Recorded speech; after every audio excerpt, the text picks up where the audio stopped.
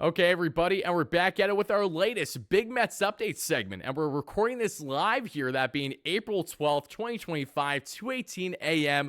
for my live viewers in our continued post-game segment. But if you guys are watching this in the AM, that means I cut it out, and you guys got to watch it after the fact, so that way it's separated, because these are topics centric beyond just recapping the latest Mets victory, as they took Game 1 against the Sacramento Athletics by a final score of 7-6 that we saw.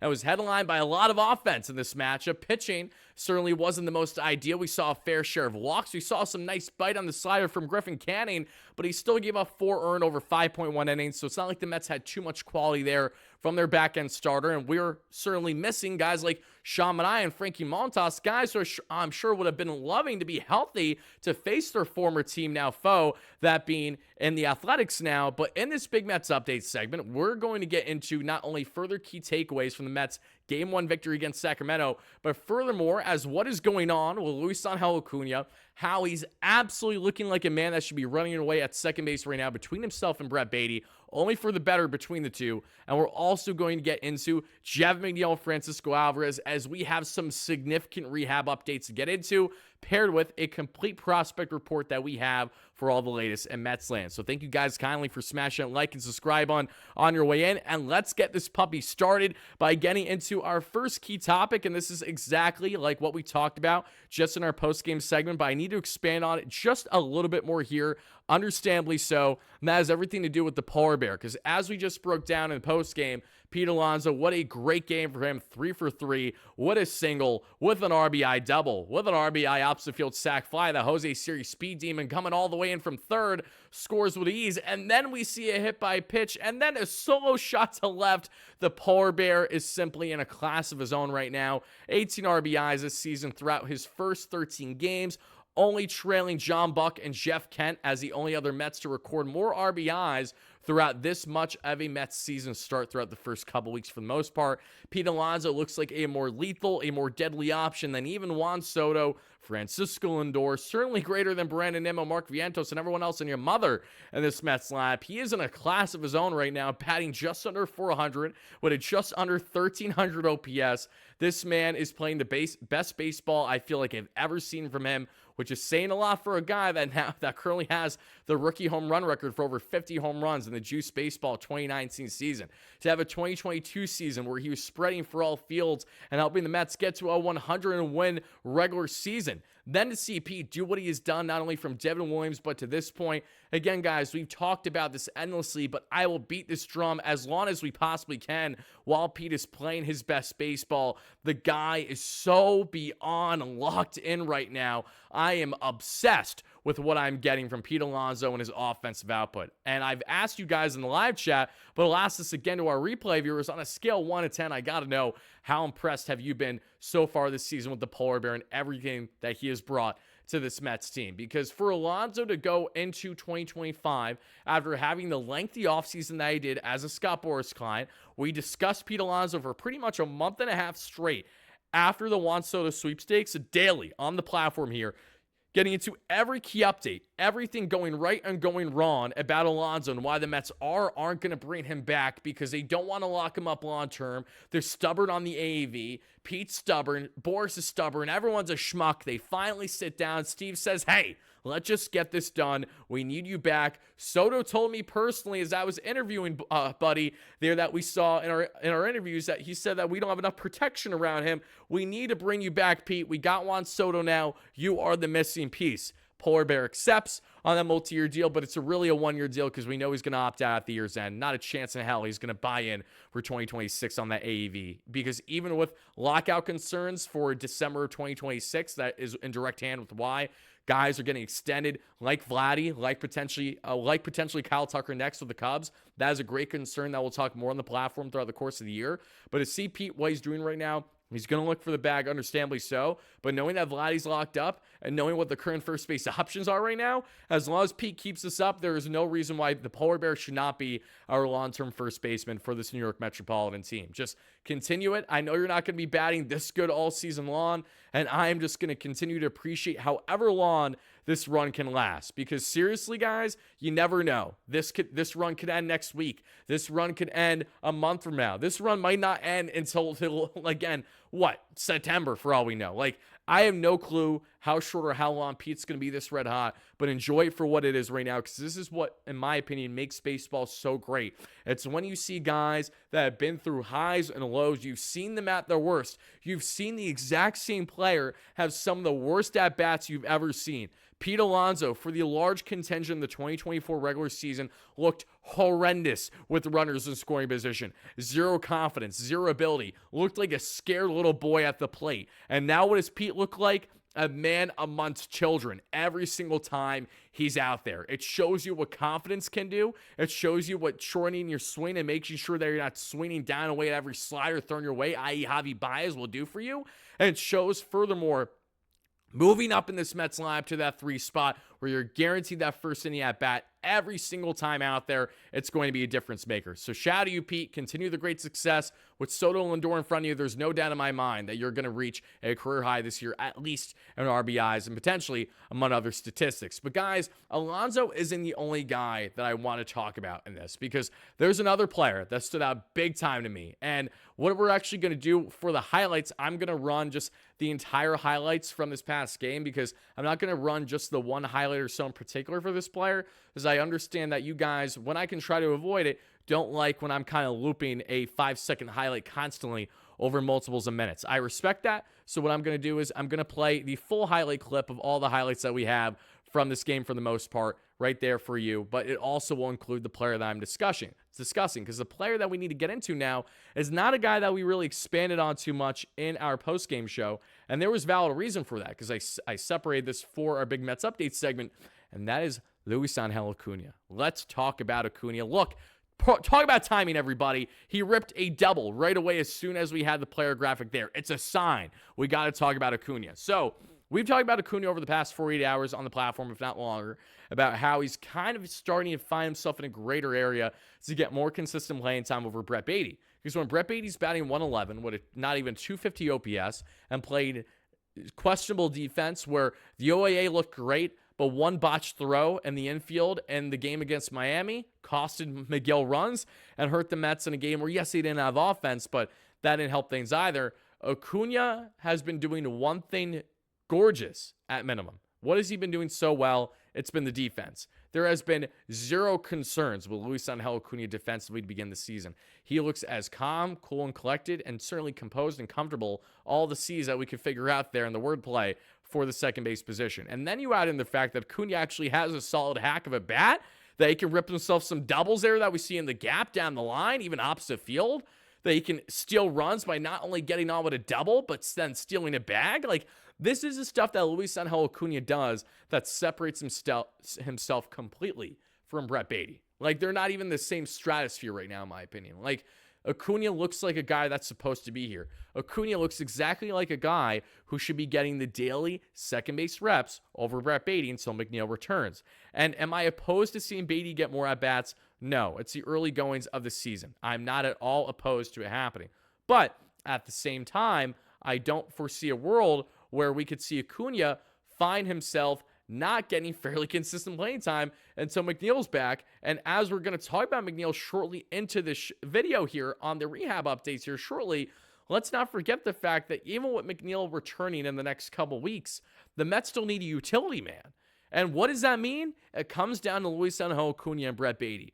Who is going to be deserving to be on this roster, but who's going to warrant to force maybe a little bit of Carlos Mendoza and David Stearns' hands to say, hey, you know what? Maybe we should actually platoon McNeil a bit at second base and corner outfield based on matchups, because this player deserves some fairly consistent reps. And what player is that? What player deserves these reps right now? It's Luisangel Acuna. Seriously, you guys can't sit here and give me a straight face and complain about Acuna's offensive output when you look at this entire Mets lineup. For a Mets lineup that struggled as much as they have with runners in scoring position, went 4 for 13 this game or so, left 10 on base for the most part, not ideal, lowest batting average with runners on base in all the National League at the time of recording this video, doesn't change the fact that the Mets are 5 games above 500, and they still have so much yet to click this season. And I would like to make clear, this is not me throwing shade or trying to really talk endless smack on Brett Baty, as it's a greater reality that Baty just has not been that guy at all, but he's looked so unbelievably outmatched at the plate that it's getting harder and harder to justify giving that man at-bats if he can't do anything beyond just get in a quick 0-2 count and then ground out softly to third base because he can't even pull the baseball. Look at what Acuna's doing. Look at how he's driving the ball with authority. Look at how he's always looked comfortable for the most part out there. He looks like a Major League Baseball player who's just getting his career started. Brett Baty, on the other hand, looks like a guy who's destined for AAA until he can figure something out at the MLB level, and I don't know how or when he's going to do that, but what I do know is that this is a results-oriented business, right? David Stern says it best, and he wants to see one of these guys run away at second base. And you know what? In order to allow one of these two to run away at second base, you have to give them the leash. You can't consistently toy with their playing time, or else they're not going to find the consistency that you're looking for on both the defense and the offense. Now is the time to have Acuna at minimum start 2 out of these 3 games, if not all 3 games against the A's, and go on from there. If Baty starts more than 1 game this series, I will be pissed. But I hope that if it does happen, it's because it's results-oriented based, and he, say, gets a start for Game 2, and he looks great, and then he gets the Game 3 start. That's the only way to justify it, in my opinion. Otherwise, I really don't care to see Baty much at all this entire series. But we'll see what happens there on the Brett Baty front. All I'm telling you guys is if this is really results-oriented, then we should be seeing a lot more Luis Angel Acuna, and this was a tremendous example to favor him over Baty for the days going forward. He really helped himself in this late night game there in Sacramento. I firmly believe that, guys. I really do. And as we continue to break down the latest in Mets lane here, everybody, let's not just talk about Pete Alonso and Luis Angel Acuna, because we do have some key updates that we also have to get into on the front of Jeff McNeil and Francisco Alvarez. So let's go ahead and do exactly that I'm very excited for, because I'm dying to see everyone healthy. I just want to see this Mets team healthy. Like, that's the most important thing for me right now, if I'm being completely honest. Like, there are not many things more that I think are more important than for this Mets team to just be healthy, exactly how we need them to be. And as I'm going to show you guys right now, we saw something pretty fantastic happen today in the rehab assignments for both McNeil and what we saw there in, why am I blanking right now? In Alvarez. And I'm blanking just because I'm exhausted. That explains it. Let's see here. Let me pull this up.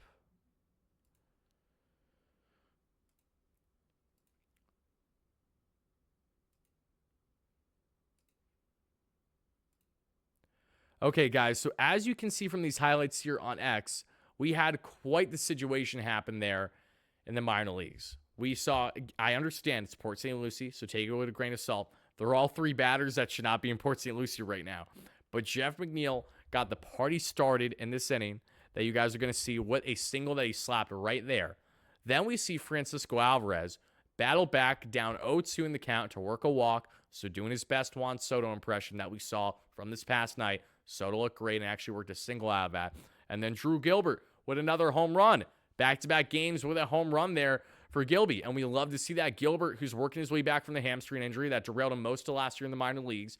We know he's one of our top outfield prospects. Could very well be our best outfield prospect. But in order for Gilbert to get on a groove this year, he's got to stay healthy and really skyrocket up from starting in the early goings of the year in Port St. Lucie. Won't take him long before he gets caught up there to AAA. In the case of McNeil and Alvarez, the same applies. They're just getting their footing wet. They need to be in a warm climate more than anything. That's the main reason why they're in Port St. Lucie, because we've seen games get rained out for the Brooklyn Cyclones as well as the Rumble Ponies in recent days. So that is like the main reason as to why they're there in PSL. But to further show you guys as to what you should be excited about, Jeff McNeil getting the job done, Alvarez getting the job done, and everyone, their mother, looking like they're looking good there in Port St. Lucie. And that's going to be a perfect transition, actually, into our prospect report that we're going to do, everybody, because we're going to further break down not only what we saw from McNeil, Alvarez, Gilbert, but truly more on the prospect end in our latest farm report. And let's start by getting into one guy that's been really impressing me so far this year, guys. And he's giving me, I got to be honest, he's giving me the vibes. He's starting to fall in the Jonathan, Brandon Sproat, and Nolan McLean category. What do all these 3 guys have in common from this past season? These were 3 pitching dynamos that worked their way up either from St. Lucie or Cyclones all the way up to AAA for the most part with the Mets last year in the minor leagues. And McLean, as we know, has one of the nasty sliders in what feels like all the minor leagues.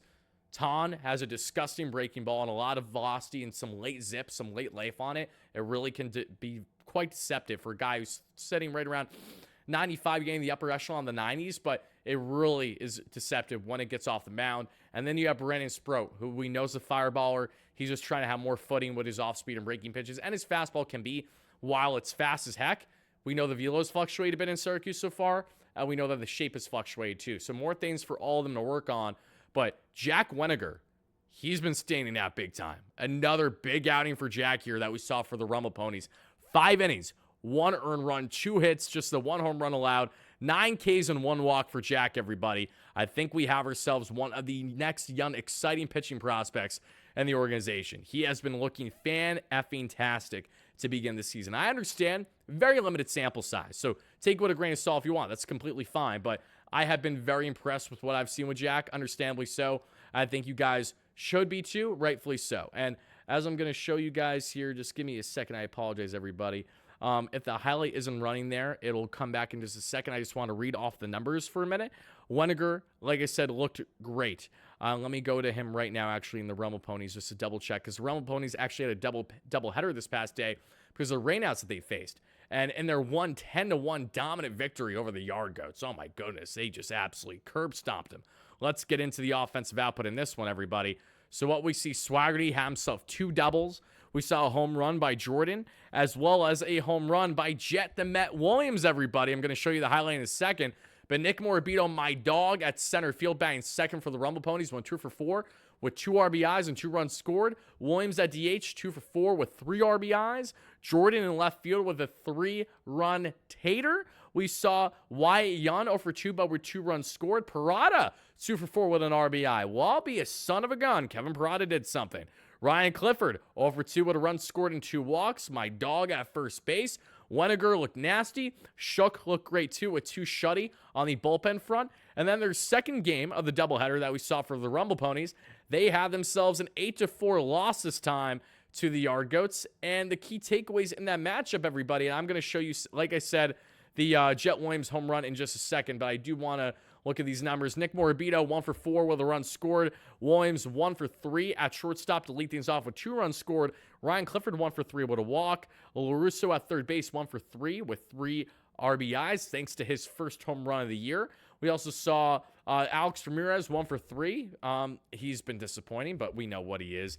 De La Cruz there, getting 3.1 innings, a 4-hit, 0 earned run, 1 walk, 6 strikeout baseball. Orlana, who has looked great so far this year in the minor leagues, 2.2 shutty, 5 strikeouts, no walks, no earned runs, no nothing. What a dog he is.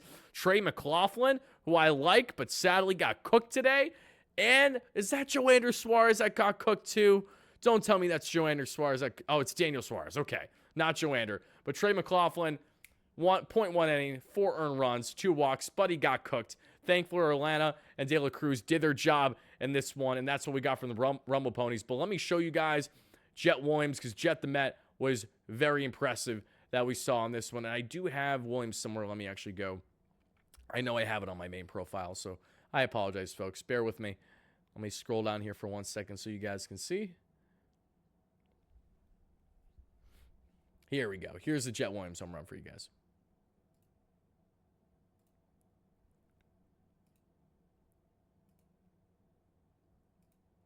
Look at that tank. Look at that tank for Jet. You'd love to see it, everybody.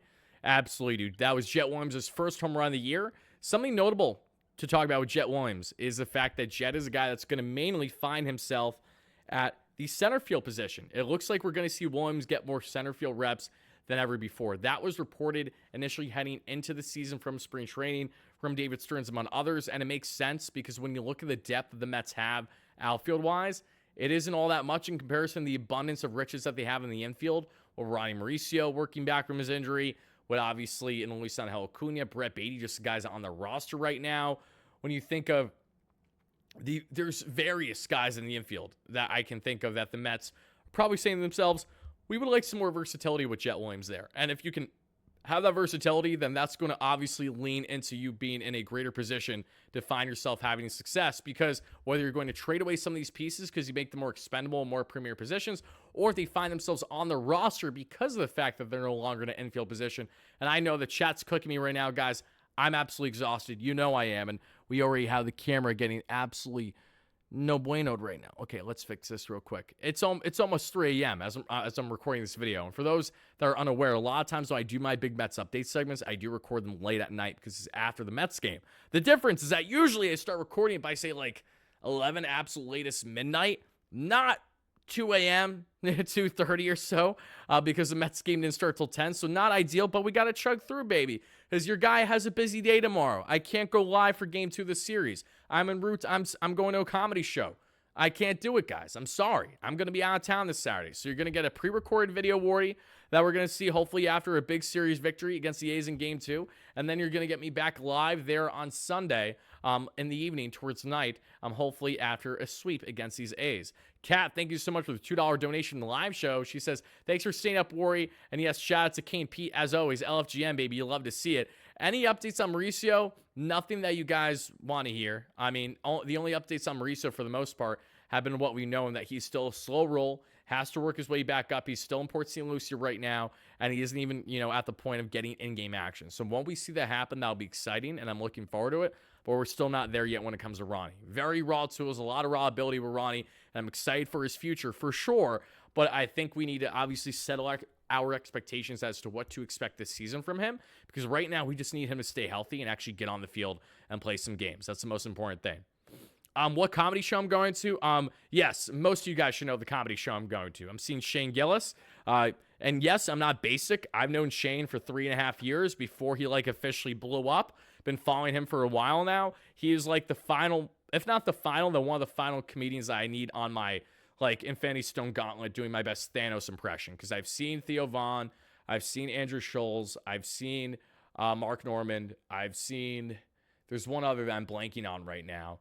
I've seen various comedians because I've been big in the comedy space over the past couple years. Not for everybody, just guys that, just crack me up and make me laugh for various reasons. And Shane's on that list. So I'll be seeing him there for Saturday. And then beyond that, I don't know who I'll see next. There's still a couple people on my list, but I don't know how soon I'm going to be able to get to them. So we'll be on the lookout for that. Zach, what kind of comment? That's an insensitive comment, Zach. What are we doing here? I know, I never got a chance to see him when he was around still. Theo Vaughn is a comedian? Yes. Either out of touch or just being a smart aleck. I will say this, Theo Vaughn, 10 times funnier in my opinion in a actual show or podcast setting than in stand-up. I didn't like his stand-up at all. Why? Because he didn't do crowd work. I want to go to a comedy show to be heckled, if anything. I saw Adam Ray as Dr. Phil. If you guys know Adam Ray, absolutely hilarious. Saw him as Dr. Phil in Philly a couple months ago, and he was absolutely electric. Dynamo. Loved everything about it. Theo, though, we were warned before he even came out by his assistant to basically be quiet throughout his set because of how he does his show. It's pretty much as if he's just being recorded live every day as a Netflix special, but you don't do any crowd work. So it was kind of bizarre. Definitely felt forced, and he's a lot funnier when he's just out of context saying the most random things imaginable in his podcast saying than he is in a comedy show, my humble opinion. But we're getting on a great tangent right now when I still have a couple more prospect updates to give you guys, so let me do that, and then let's get back in this. Oh, you didn't know that? That's okay. And I understand that too, because over the past year especially, a lot of comedians have been more involved in the political space. And my comment in regards to that is I'm I'm indifferent, but more than anything, I'm just not much of a fan. I understand that when it comes to comedy, they're going to talk about every topic and stuff. That's fine. But there is, without question, obviously been this blend of comedy, politics that we've seen, especially in the podcasting space past year. But I think that's just more so on the reality that there's a large audience there, and that's why that factored into why we saw everyone going on the shows that they were leading up to the election. It makes sense because there's so much exposure there, regardless on if you're for or completely against the people that they were presenting or talking to and all those kind of things. But let's get into now our final reports that we have on the prospect end, everybody, and they're twofold. We have to get, actually not twofold, I apologize. We just have the final report, which is from Syracuse, as the Syracuse Mets, I believe, in their series finale against the Iron Pigs, right in my hometown. They're not far at all. They did, in fact, lose 5-1. At least that was on the 10th. Let's check on the 11th because I broke that down already. Did they play a game on the 11th or did it get rained out? Never mind. It got postponed. So I believe that we're actually all caught up on the prospect update front, everybody. So you guys can let me know again in the comments down below all your key takeaways. Carson Benj, I would have had a breakdown for you, but Benj, I don't believe actually did play. I'm going to check one more time, but yeah, no, Brooklyn Cyclones, I know were rained out, and the Iron Pigs, I believe, were rained out too. The only games that happened were Port St. Lucie in the doubleheader or the Rumble Ponies. So that should be doing it for our show, everybody. Again, thank you all so much for watching. Let me know all your key takeaways in the comments down below from everything that we broke down today in this one, especially not only on the prospect front, but also on Jeff McNeil, Francisco Alvarez. When you expect these guys to return, and ultimately, the case of McNeil especially, are you guys in favor of him just being that great guy yet again there at second base where he's playing there every single day? Or do you want him to be in a utility role where I really think he can thrive? Like, guys, let me know. I want to hear this in the comments. I think McNeil has all the capability of being an absolutely fantastic utility player for this Mets team because he checks off the utility boxes better than anyone else. He can play second base. He can play the corner outfield. He can play other infield positions if you really need him to. He is the most versatile guy the Mets can choose from right now and has the most experience. I'm not at all opposed to Jeff being utilized in various ways throughout the course of the year if he's going to be on this team, if it'll also mean that there's a door open to a degree for Acuna to still get solid playing time. So that's what I'll leave you with, everybody. Again, thank you so much for watching a late night segment here at WardyNYM, but I look forward to talking to you guys again soon. The suite was amazing regarding Cadillac Club, guys, and for those that were asking, yes, I was invited. I'm actually doing a lot of fun event-related things with Cadillac this year as we partner together, and that's been a lot of fun to further promote for them, as well as to give you guys